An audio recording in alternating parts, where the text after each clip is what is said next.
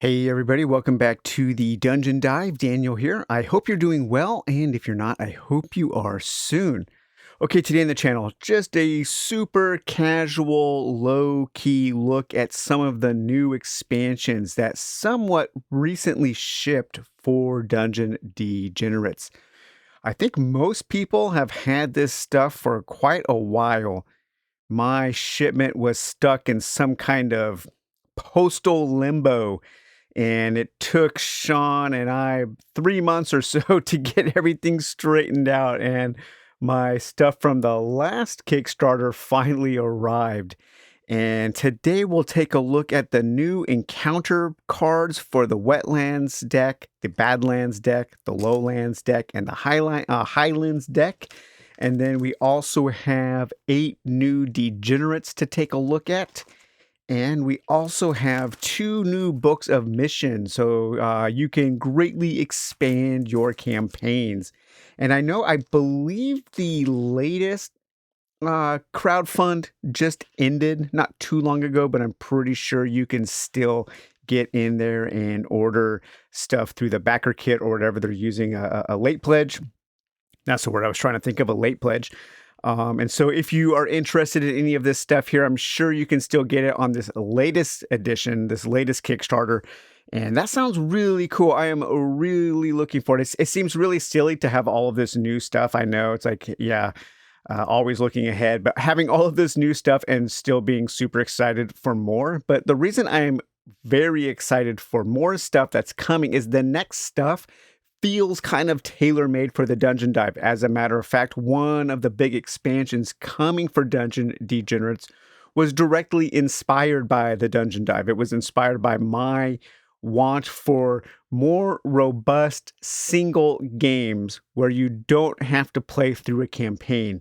Because this game has a kind of a branching campaign way of playing, you can play the missions in one-off modes, but I never feel like I get enough out of that.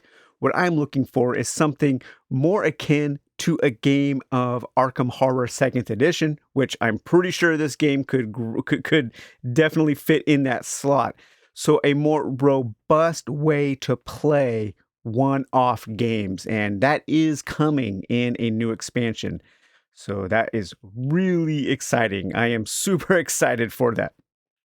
But yeah, let's start here. So I recently went through all of my Dungeon Degenerate stuff. By the way, in looking at the old stuff, we're also going to be talking about some of the, in looking at the new stuff, we're also going to be talking about some of the old stuff. Because I recently went through and unsleeved all of my cards for Dungeon Degenerates so I could get everything into the base box. And I'm not sure if this is everything. I might be missing a few things. I'm not a completionist at all when it comes to games. I just, I might have missed an expansion or two or missed a deck of cards. I know I'm definitely missing some characters. I think there was that one Kickstarter exclusive character that was in the very first, crowdfund, which this is from, my set is from, but I didn't do the full backing, so I didn't get that one special character. But yeah, so I recently unsleeved everything so I could get everything into the game, into the main box, because I used to have some overflow in the Mean Streets box here, which is now empty. But with these new cards and with these new characters, man, I don't think everything's going to fit even unsleeved, so I might have to have an overflow box here. And especially with more stuff coming, and I don't know. This game is getting to the point where I think it could kind of be a lifestyle game. And I'm wondering if there are people out there for whom this is their lifestyle game. This is their game that they play over and over again. And I think with the amount of content, with the amount of amazing things there is to discover in this game, I think that could be likely. So, hey, let me know if this is kind of your main game. I would be really interested to hear from somebody who really has a lot of experience in playing this game over and over and over again.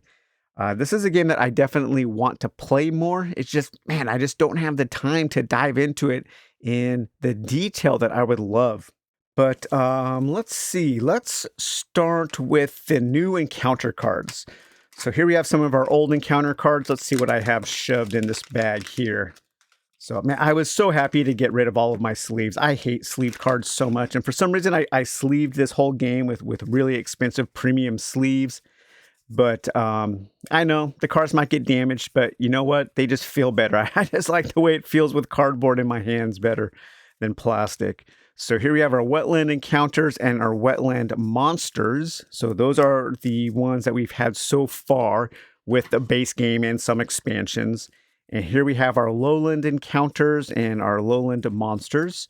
So there's the deck there. And now to those two decks, we are adding a whole bunch of other cards. So let's get these open and see. But let's see what we get. I'm not sure if this is monsters and encounters or just encounters. And hey, just encounters. That's cool. So that's quite a few new cards here to add to our wetlands deck. So we have 1, 2, 3, 4, 5, 6, 7, 8, 9, 10, 11, 12, 16, 17, 18, 19, 20, 21 new encounters. Man, that is so cool. Just all kinds of random adventures. So when I do spend time playing this game, I think in my last video for Dungeon Degenerates, I did talk about how I am enjoying playing this more as a solo RPG because this game does have all of the rules and all of the stuff that you need to just create your own scenarios and your own games and your own way of playing, following the rules as written. And I always turn to the Dungeon Degenerates Hand of Doom quest and roleplay generator by Melv Lee, and a friend of the channel there. And this is a booklet that you can download from BGG, from Board Game Geek. And you can make up your own missions, and then you can have your own kind of big, robust single mission game using these tables and charts and everything in this book. So a really, really great way to play Dungeon Degenerates, especially when you start adding in all of these random encounters that can all be sparks for adventure and sparks for different quests. So we have Black Mud, Boldly Going, Can't Stop the Flood, and the Fungal Dead. Divination. I want to read the Fungal Dead here. The Fungal Dead is an encounter with a fungus and a witch. Resolve immediately. The monsters facing you are covered in furry mold and oozing fungi. They shamble purposefully towards you slowly, led by a vaguely human shape, more fungus than man, the Fungromancer. I love it. Oh my god, this world is so fun to be in. All monsters in this space lose ambush, evade, and pursue, but gain endless. So they kind of lose their abilities associated with intelligence, and they gain this endless where they can come back from the dead. Hideout and strangers, mating ground. Massive male bullscrogs have taken over this stretch of land to make the next generation of bullscrogs. They are very territorial. Do not draw monsters this turn. If there is already an epic monster in this space, resolve this card before encountering the epic monster. You can attempt to sneak past the bullscrogs or fight them. And there you have our choice of what happens when you sneak or what happens when you fight. We have a quagmire, serpents, spore fields, and the feeding pit, the swarming, the village elder, nice, and a horned the hunter, hallucinations and fungus bomb, and fake healer and leeches. So man, once we add these cards into our encounter deck, we have a ton of random encounters for this particular location. And some of these are multiple encounters that you can choose from on a single card. So just so much variety. I mean, we're getting up there with like talisman levels with Arkham Horror 2nd Edition, Eldritch Horror levels of variety in this game.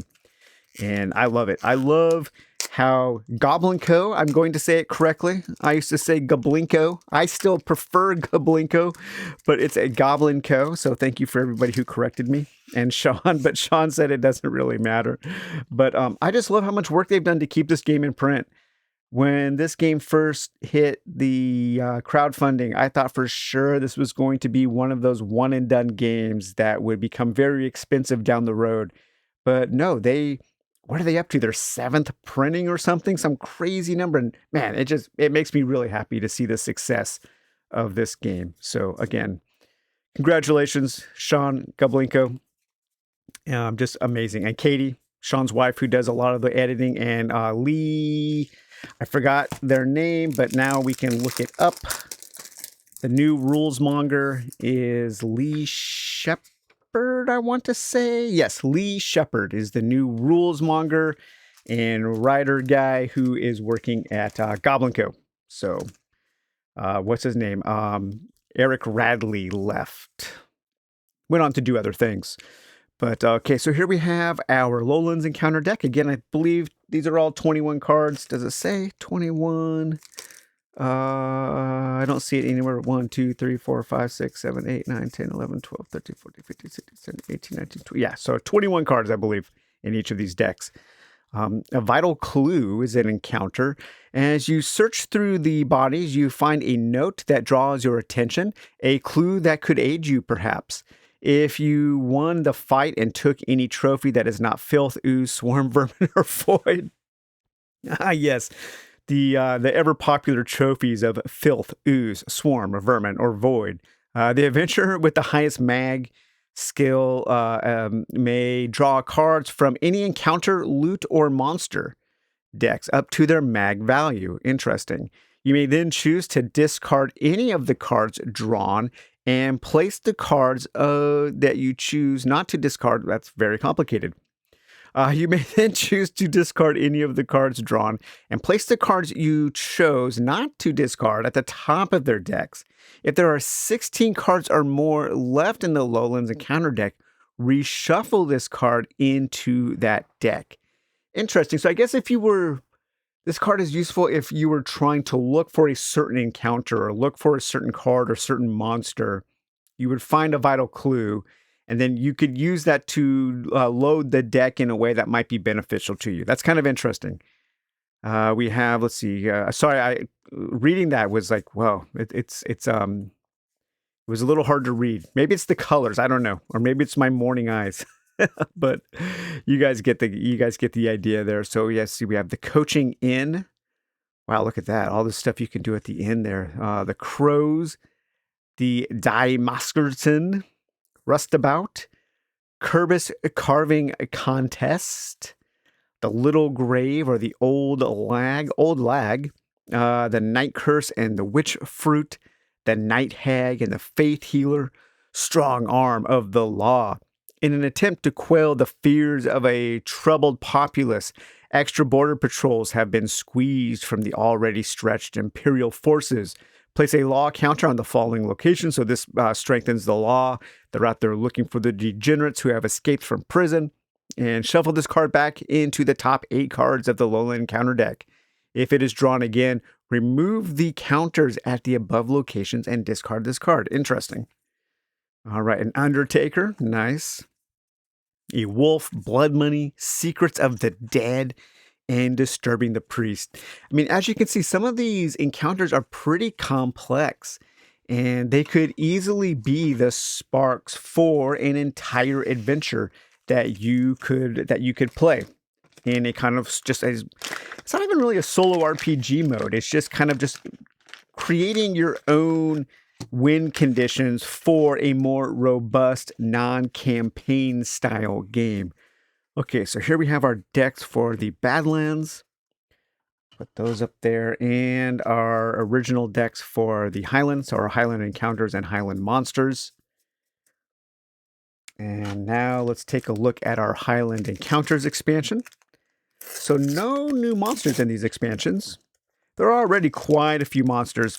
Personally, I would rather see more encounter cards than monsters, so I am happy with that. Although, the monster cards are always fun because of the art. But here we have all of our new Highland Encounter cards.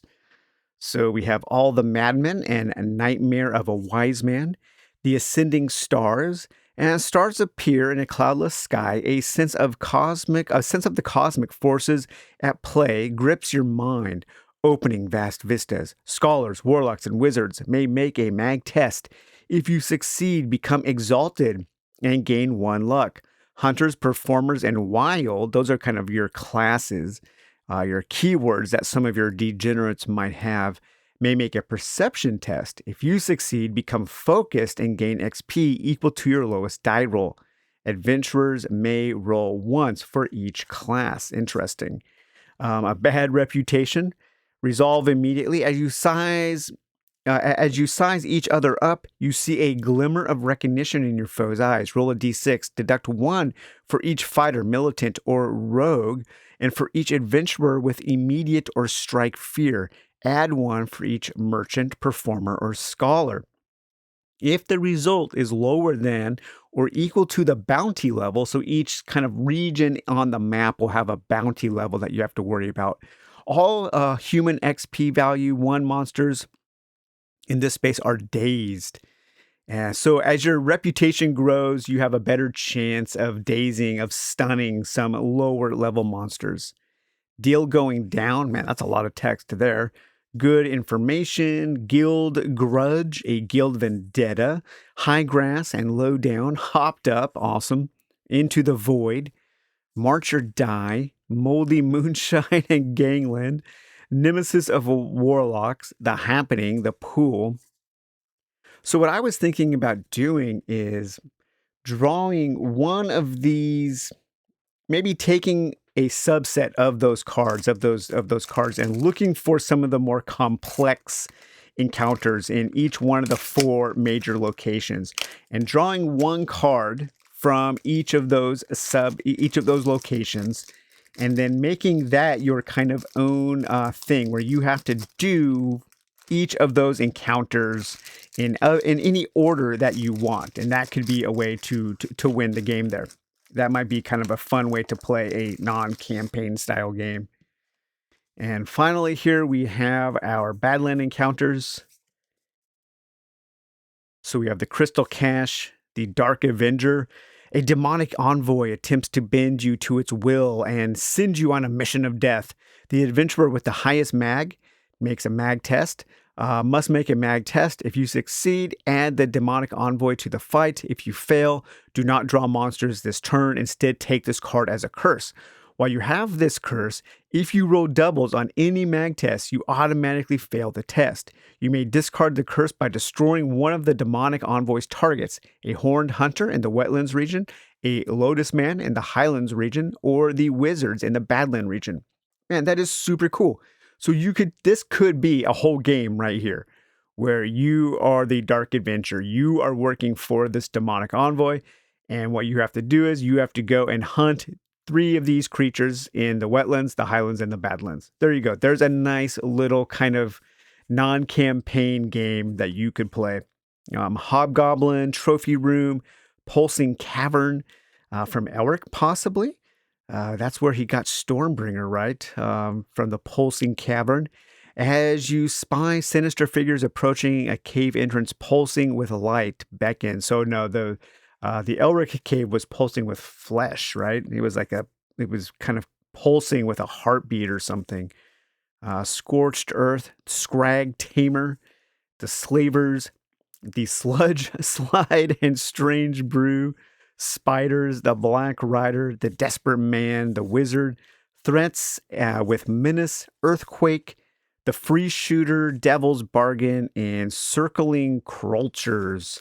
So, man, yeah, just all kinds of cool stuff. We have so many different encounters and monsters now for each region. Just giant decks of really fun, interesting things to find and discover. Now let's take a look at the characters. I want to take out everything else here and get to my characters.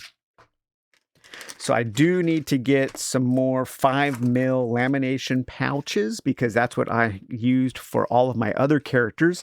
And so far we have a pretty giant stack of characters. Let's take a look at all the characters and remember how many cool characters we already have.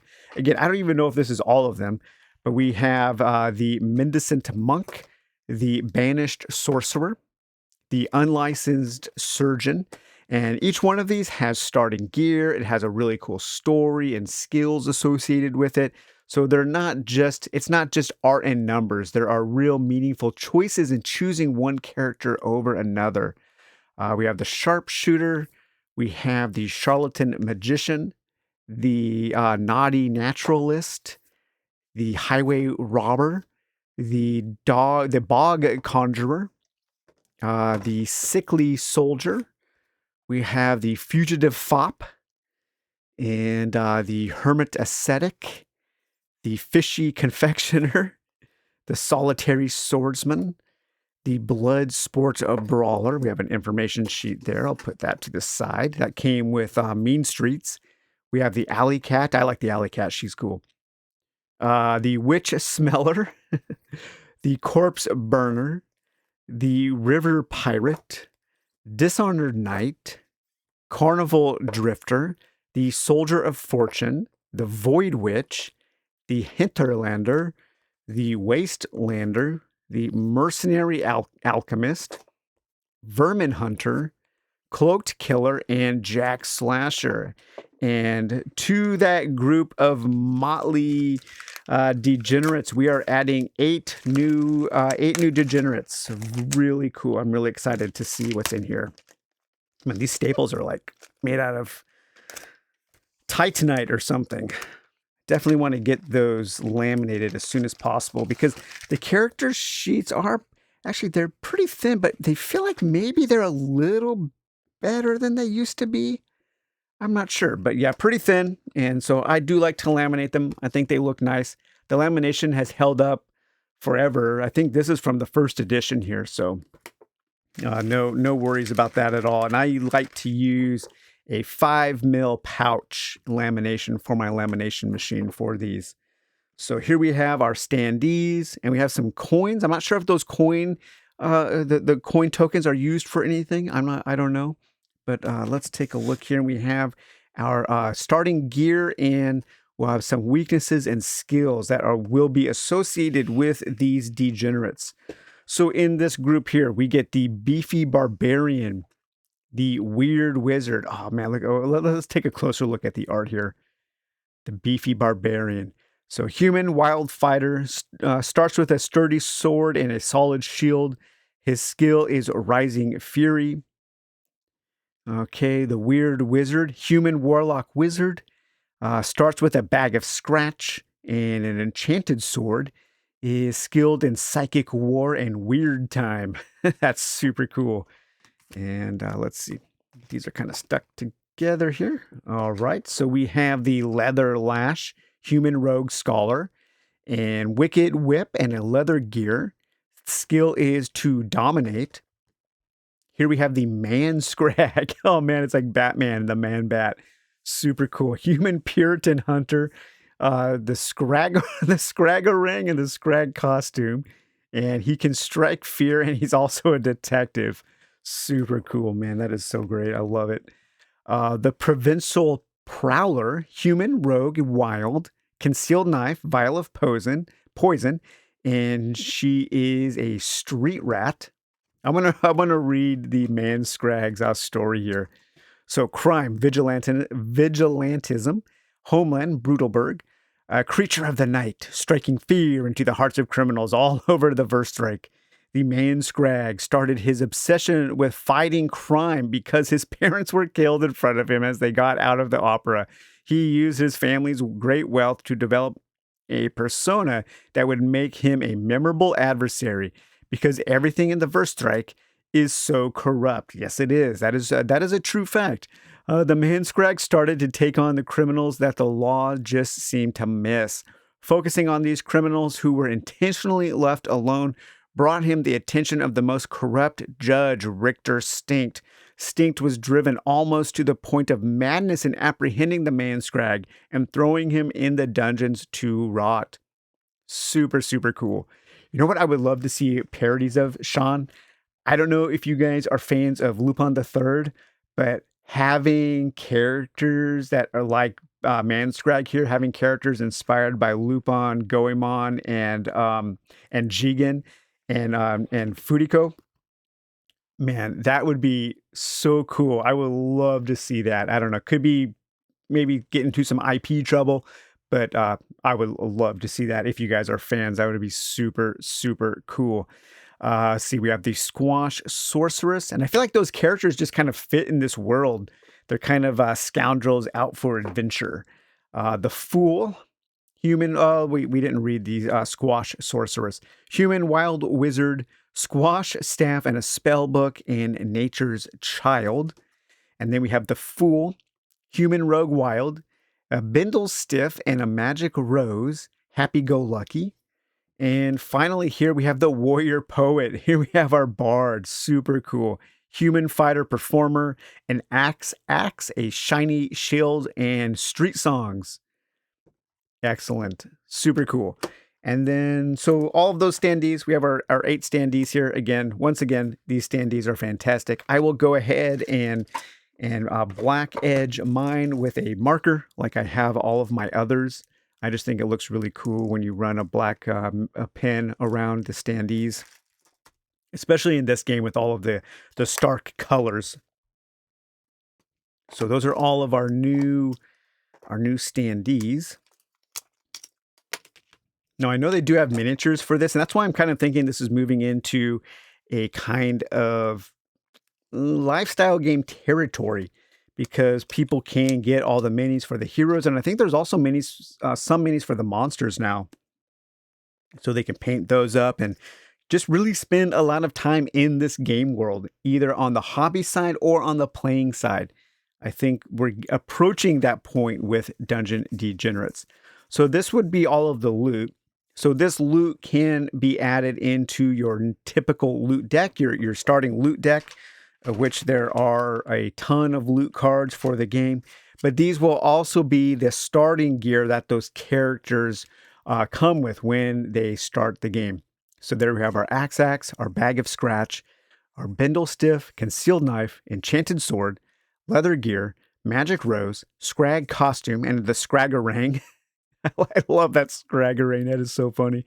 The shiny shield, the solid shield, the spell book, the squash staff, the sturdy sword, the wicked whip, and the vial of poison. Where's that enchanted sword that the wizard... There it is, the enchanted sword. I wanted to take a look at that. Enchanted sword. If you inflict damage on a monster with this item, you become exalted.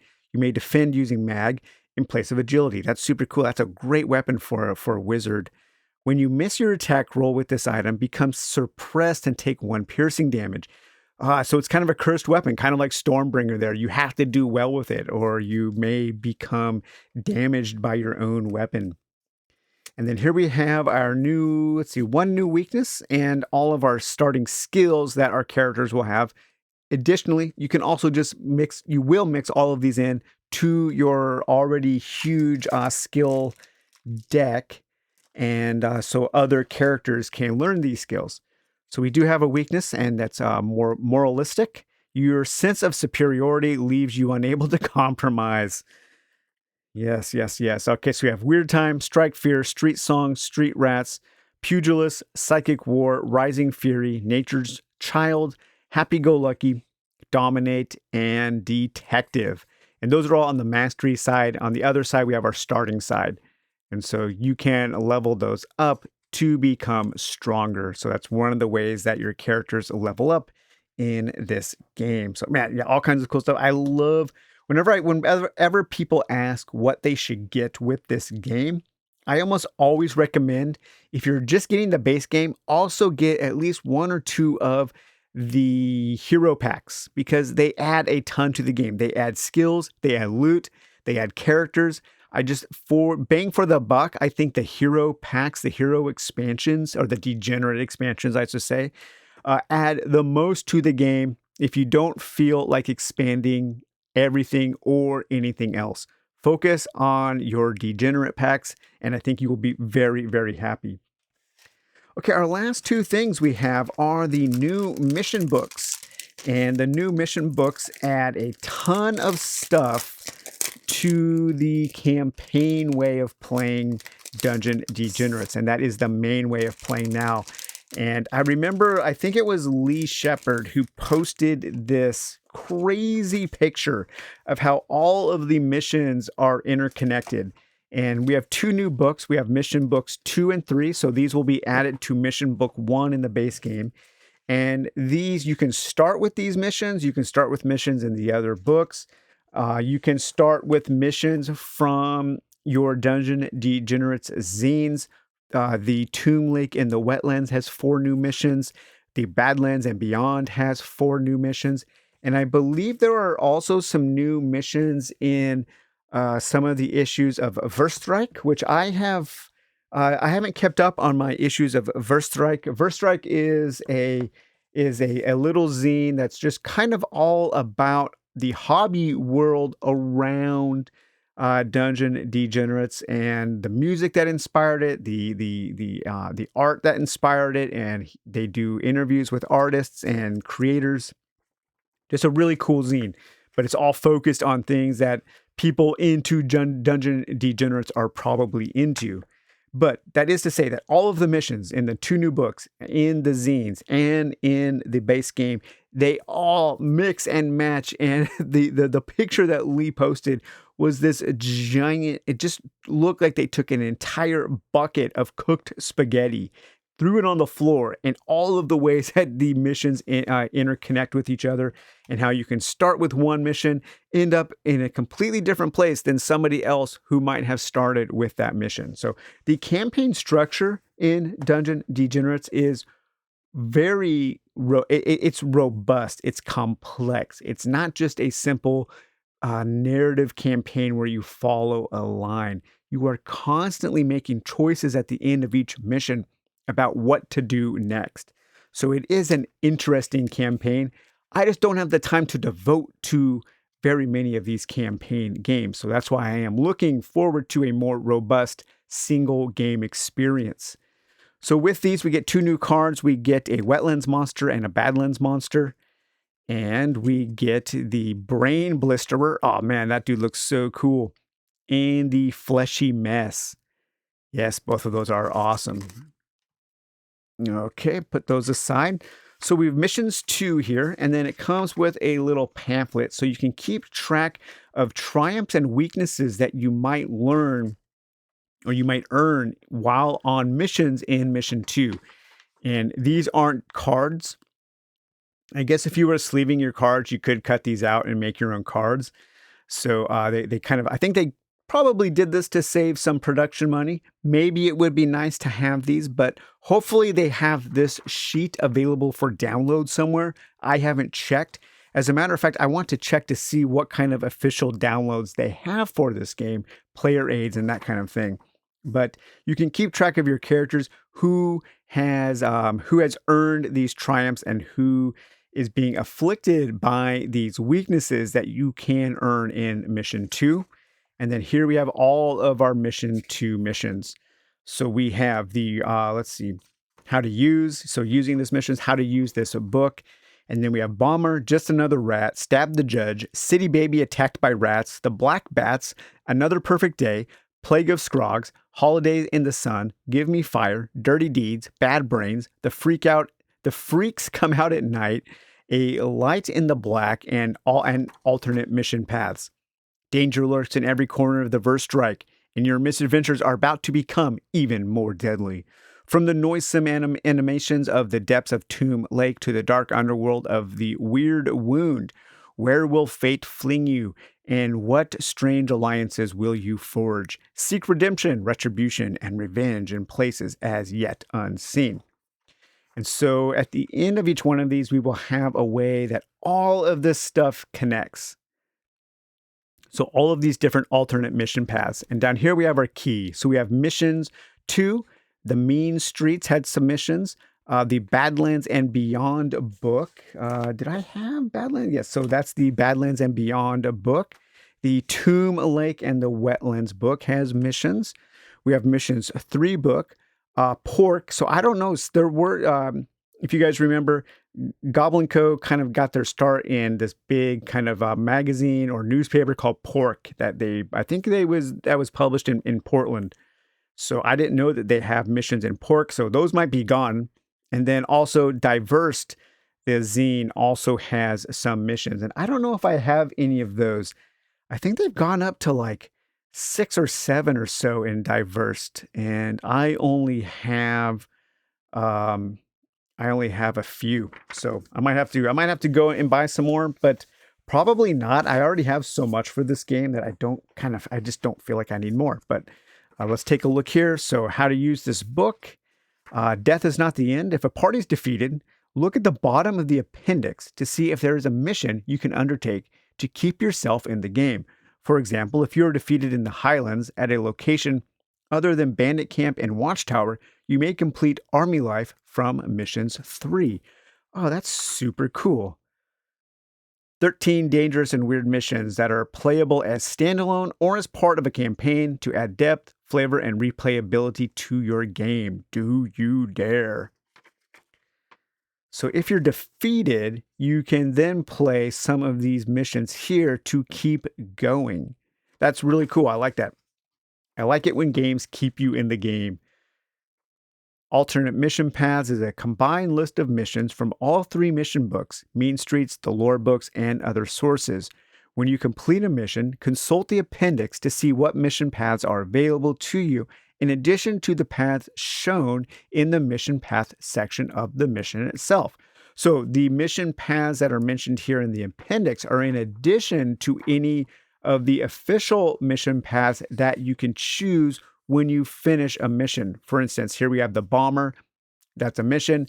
At the end of the bomber mission, you can choose this path here. Again, compare demolition points 0 to 20. In Shame, you sync off to establish a base. So establish a base, that's one of the missions from the first book there, missions book 1, page 5. If you have 21 to 40, the revolution won't fund itself. You must make a scratch. That's from missions book 1, the base game.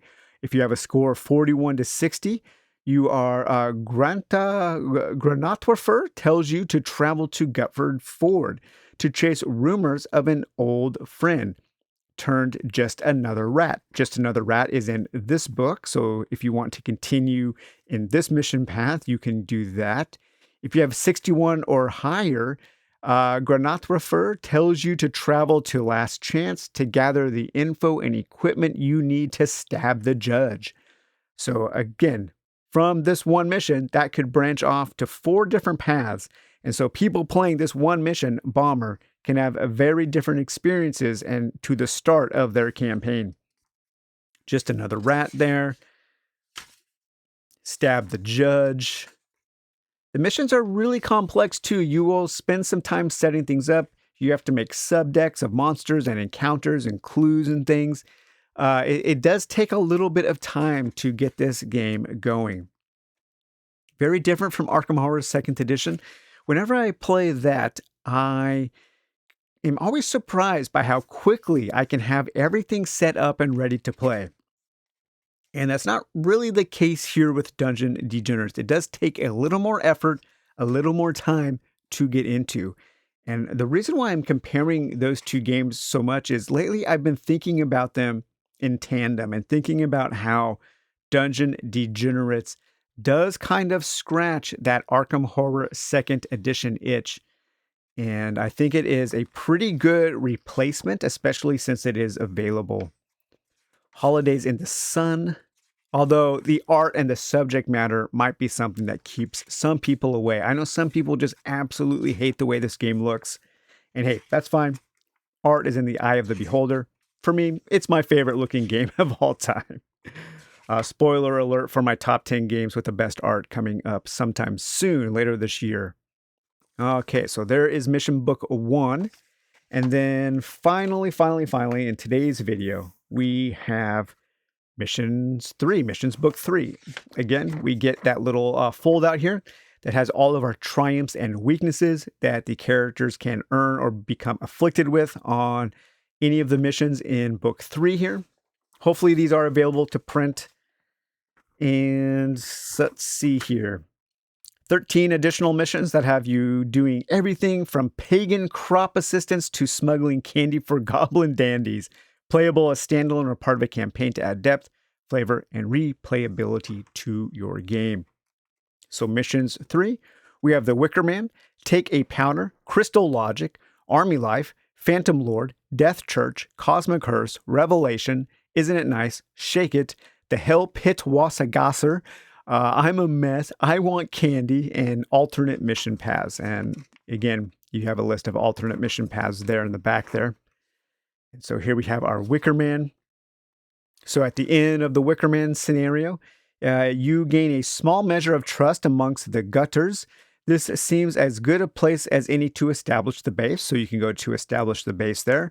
Or if you failed or abandoned the mission, travel to Hunt Lodge where you hear there is a way to make a scratch. So, two different paths can branch off from the Wicker Man. Take a powder. We have the Crystal Logic, Army Life. Oh, wow, look at that. So nice. The Phantom Lord. Oh, interesting. Kind of a weird way to set up your board there. Haven't seen that before. The Phantom Lord, Snickers Snack, Death Church, Cosmic Hearse. This has a little way of kind of building out a map using the decks, using the danger deck.